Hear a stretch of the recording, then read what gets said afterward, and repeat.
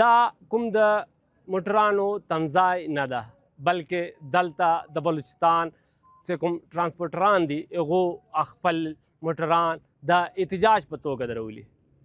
د ځایي ترانسپورټرانو په وینا چې دوی د بلوچستان په لویو لارو باندې محفوظه نه دي.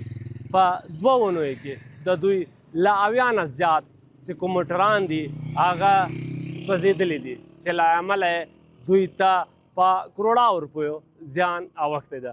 دوی له حکومته غواړي چې دوی ته امنیت ورکړي چې دوی په آزاده توګه باندې خپل موټران په لویو لارو باندې وچلوي او د دوی کاروبار دوام ومومي.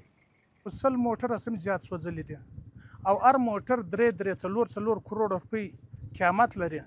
د 2.5 کروڑ روپۍ مالونه پکښې دي. په دا اوس حالات کې پخوا به داسې کېدله د شپې به یو ځای د جیب غله و یا به موبایل ویوړی یا به 15 روپۍ ویوړی نه. اوس چې دی د ورځې په 10 بجې باندې ستا و ګاډۍ ته ته خپلې ګاډۍ ته ولاړې ستا ګاډۍ در سوځي ستا ټرک در سوځي ستا بوزر در سوځي. د یوه بوزر د خالي بوزر قیمت 1.5 کروڑ روپۍ دی. یو ماشین په 2 کروڑ روپۍ دی. ته حساب ورته کوه. دا خو موږ د سرکار بابا څخه دا خواست کوو چې دی پر عوام باندې چې داسې دی په خپله مثال څه ګزاره نه ورسره وکړي. د عوام به کوي څه تر څو پرې به داسې ظلم روان وي د عوامو سره.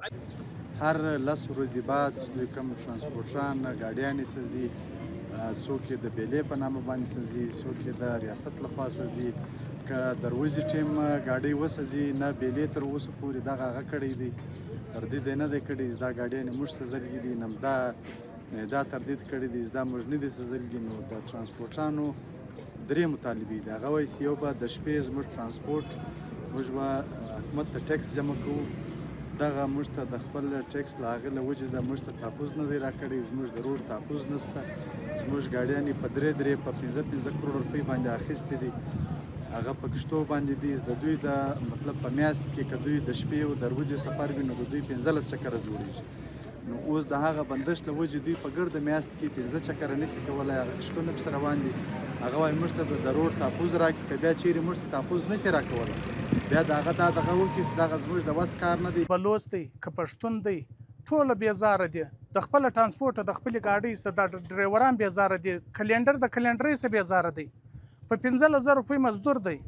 هغه دته خپله 15,000 روپۍ نشي پله برابرولی. د کور وړه، د کور سبزی، د کور هېڅ نشي پله برابرولی.